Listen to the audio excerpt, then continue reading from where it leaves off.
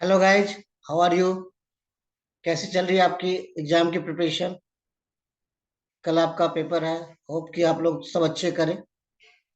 ठीक है। और आप तैयारी कर रहे होंगे बहुत जोरों शोरों से। ठीक है। और मैं एक आज वीडियो बनाने जा रहा हूँ। मैं उसके पूरी तरह अगेंस्ट हूँ। बट बहुत बच्चों का मैसेज आया, बहुत बच्चों का रिक्वेस्ट आया कि सर प्लीज इम्पोर्टेंट टॉपिक बता दीजिए, इम्पोर्टेंट टॉपिक बता दीजिए। बट मैं बिलीव करता हूँ कि आपको पूरे कोर्स को कंप्लीट करके जाना चाहिए। 100 मार्क्स के लिए फाइट करना चाहिए, 30 मार्क्स के लिए नहीं। बट फिर भी बहुत लोगों का आया कि सर इम्पोर्टेंट टॉपिक बता दीजिए। तो मैं उसी पे वीडियो बनाने जा रहा हूँ कि डिजिटल कम्युनिकेशन में कुछ इम्पोर्टेंट टॉपिक जिसको आपको अवश्य देखना चाहिए, जिसको आपको अवश्य देख के जाना चाहिए। ठीक है।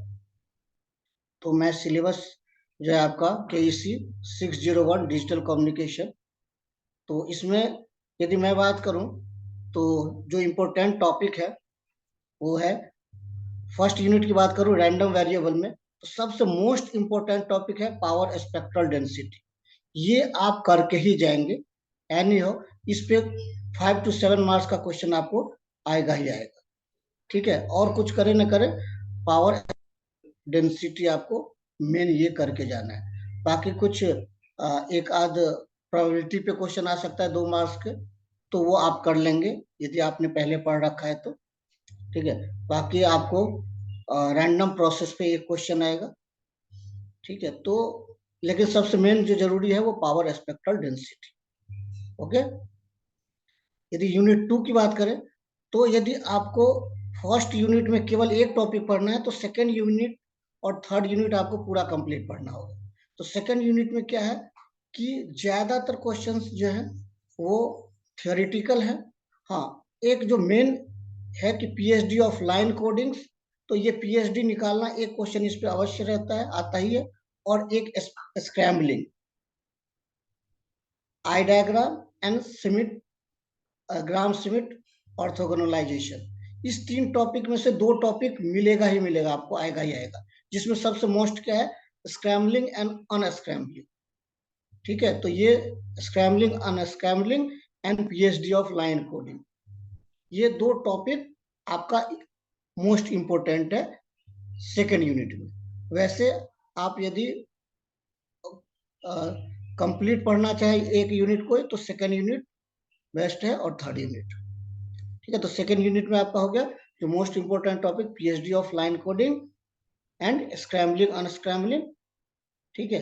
और उसके बाद यदि बात करें तो आई डायग्राम और ग्राम स्मिथ ऑर्थोगोनलाइजेशन पे आपको इस पे शॉर्ट नोट लिखने के लिए आता है ज्यादातर। थर्ड यूनिट जो है पूरा थियोरिटिकल टाइप है। तो इसमें आपको एएस के, एफएस के, पीएस के, डीपीएस के, क्यूपीएस के, इसको कॉम्पिटिटिवली आपको पढ़ना है तो आप इजीली सारे कवर कर सकते हैं। तो थर्ड यूनिट में मैं कोई इंपॉर्टेंट नहीं बताऊंगा, थर्ड यूनिट में सारे ही इंपॉर्टेंट हैं। और ये थियोरिटिकल है तो इस सभी को आपको थर्ड यूनिट तो पढ़ के जाना ही चाहिए। ठीक है। तो थर्ड यूनिट में कोई भी क्वेश्चन आ जाएगा, चाहे क्यूपीएस के पे ज्यादातर आता है या डीपीएस के पे भी आ सकता है, और एएस के, एफएस के, पीएस के, इस तीनों में से किसी एक पे, और एक क्यूपीएस के। तो थर्ड यूनिट आपको पढ़ना ही है क्योंकि पूरा थियोरिटिकल है। तो यहाँ से आप आराम से 20 नंबर, 20 नंबर यहाँ से ला सकते हैं। ठीक है। उसके बाद आते हैं यूनिट 4, ये डिजिटल रिसीवर में। इसमें सबसे इंपॉर्टेंट टॉपिक जो है मैच फिल्टर है। ठीक है। तो मैच फिल्टर आपको करना ही करना है, उसका बिट एरर रेट फाइंड करना है उसको। उसके बाद एएस के, एफएस के और पीएस के, इन तीनों में से किसी एक का बिट एरर आएगा।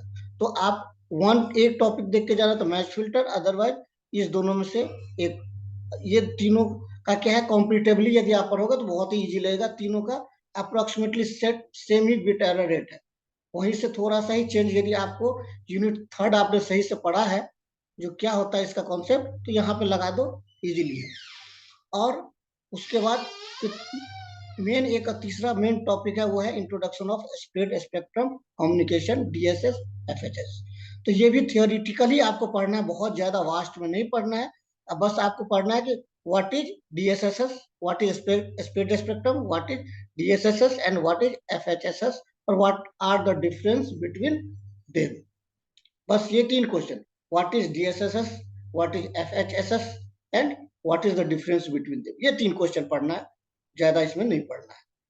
ठीक है, ये 4th यूनिट। और 5th यूनिट की यदि मैं बात करूं तो ये information, entropy, mutual information, mutual entropy, इन सब में से एक छोटा मोटा क्वेश्चन आता है, थियोरेटिकल क्वेश्चन। आप एक बार रीड करेंगे तो आपको समझ में आ जाएगा।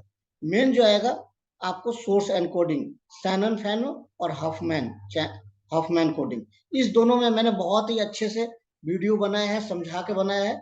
आप एक बार उसको 2 बार 3 बार वीडियो देखें, आपको समझ में आ जाएगा। तो इस दोनों में से एक 5 मार्क्स का फिक्स है, आएगा ही आएगा।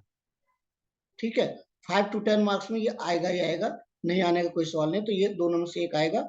और मेन टॉपिक इसमें बात करें तो एक लीनियर ब्लॉक कोड्स पे एक सॉल्व न्यूमेरिकल, इस पे भी आएगा ही आएगा। तो मेन सबसे मोस्ट इंपोर्टेंट टॉपिक यदि मैं यूनिट 5 की बात करूं तो source coding, source encoding and linear block code, ये दोनों आप करके ही जाएंगे इसमें। उसके बाद बात आती है कन्वोल्यूशन कोडिंग पे भी एक क्वेश्चन आएगा, तो कन्वोल्यूशन कोडिंग भी आप देख सकते हैं। तो ये सब आप देखेंगे। इतना जैसे कि मैंने बताया कि यूनिट 3rd से आप 20 मार्क्स कवर कर सकते हैं। यदि एक पावर स्पेक्ट्रल डेंसिटी ही पढ़ के जाओ तो यहाँ से 5 नंबर आ जाएंगे, 25 मार्क्स हो गए।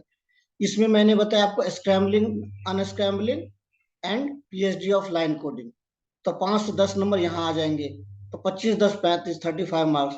यहाँ पे मैंने आपको बताया DSSS FHSS और डिफरेंस का, तो 5 मार्क्स इसमें कहीं नहीं गए।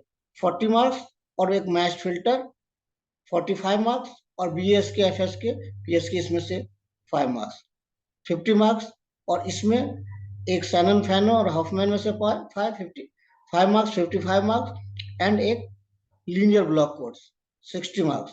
तो ये इतना ही टॉपिक पढ़ लेंगे तो भी आपको 40-45 मार्क्स कहीं नहीं गया। लेकिन हाँ, इतना ही पढ़ना है, लेकिन सही से पढ़ना है। आप जो जो मैंने बोला है इस वीडियो में वो आप टॉपिक लिख लीजिए और उसी टॉपिक को कर लोगे आप तो भी हो जाएगा। लेकिन ये मैं 4-5 साल के पेपर से देखा हूँ और फिर मेरी एक्सपीरियंस से मैं बता रहा हूँ। ठीक है, बट एट द एंड क्या हो सकता है कुछ नहीं, इसीलिए मैं कभी भी इसके पक्ष में नहीं हूँ कि आपको इतना ही पढ़ के जाना चाहिए। मैं तो हमेशा 100 मार्क्स के लिए सोच के करता हूँ कि 100 मार्क्स के लिए हमें सोच के जाना चाहिए। बट आपको लगता है कि एट द लास्ट में हमने पढ़ना क्या है, पूरा सिलेबस कोर्स कवर नहीं हो पाएगा, तो आप इतने जरूर पढ़ के जाए। ठीक है, आई होप कि आपको सारा चीज क्लियर हो रहा होगा। ठीक है, आई होप कि सब कुछ क्लियर होगा और आप सही से करके आए एग्जाम में। So best of luck for tomorrow exam. ठीक है हो, और आप लोग फीडबैक देना कल एग्जाम के बाद, इस सजेशन से कुछ फायदा हुआ या नहीं हुआ। बाकी मैंने काफी सारे वीडियो बनाए, यूनिट 4 के, यूनिट 5 का भी बना रहा हूँ, कुछ बनाया हूँ, कुछ बना रहा हूँ, तो आप वहां से भी रेफर कर सकते हैं। Thank you for watching and keep watching for next video. Thank you.